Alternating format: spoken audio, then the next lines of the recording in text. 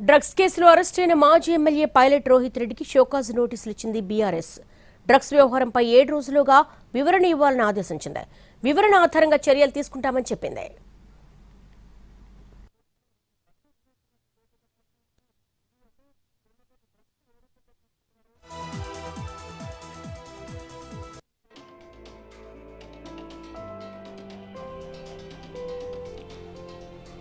Drugs కేసులో arrest అయిన మాజీ ఎమ్మెల్యే పైలట్ రోహిత్ రెడ్డికి షోకాజ్ నోటీసులు ఇచ్చింది బీఆర్ఎస్.